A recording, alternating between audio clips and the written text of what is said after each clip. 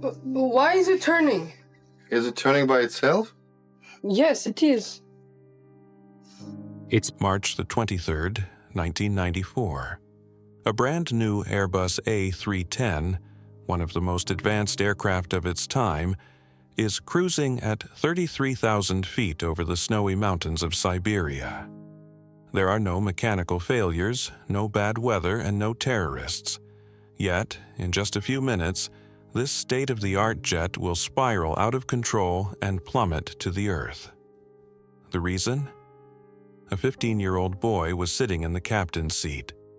Aeroflot Flight 593 was a premier service from Moscow to Hong Kong.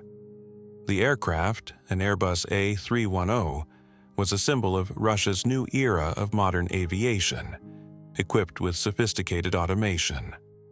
On the flight deck were 3 experienced pilots.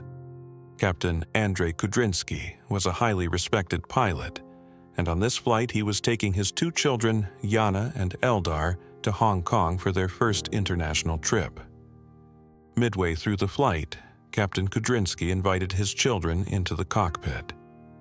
This was against regulations, but not uncommon at the time. First, his daughter Yana took the controls while the autopilot was engaged. She felt the plane move, but the autopilot remained fully in control. Then, it was 15-year-old Eldar's turn. Unlike his sister, Eldar applied more force to the control column. He held it for about 30 seconds, unknowingly going against the actions of the autopilot. Here is where the tragedy began. On the Airbus A310, if a pilot applies a certain amount of force to the control column for a sustained period, the autopilot disconnects the aileron control, the part that banks the plane, while keeping control of the altitude and engines. Crucially, there was no loud audible alarm to warn the pilots. Only a small indicator light flickered. The pilots, distracted by talking to the children, didn't notice that the plane was now being flown manually by a teenager. The aircraft began to bank to the right. Eldar was the first to notice the horizon shifting on his display.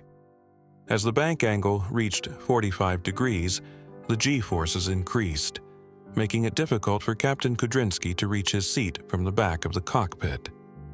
The aircraft's computer tried to compensate by raising the nose, but this caused the plane to stall. The A310 entered a near-vertical dive. Finally, reaching the controls, the pilots managed to recover the plane from the dive. However, in their panic, they overcorrected. The plane soared upward too sharply, stalled again, and entered a flat spin. The most haunting part of the flight recorder is that the pilots actually managed to level the wings one last time. But by then, they had lost too much altitude. At 12:58 a.m., Flight 593 crashed into the Kuznetsk-Alatau mountain range. All 75 people on board lost their lives instantly. The investigation revealed a chilling fact. If the pilots had simply let go of the controls, the aircraft's protection systems would have likely leveled the plane automatically. By fighting the aircraft in a state of panic, they inadvertently sealed their fate.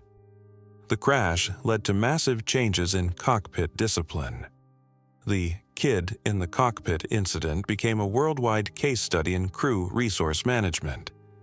Aeroflot 593 remains a grim reminder that no matter how advanced the machine, the human element remains the most critical link in aviation safety. A father's pride and a silent software deficiency combined to end 75 lives in the dark Siberian sky. Thank you for watching.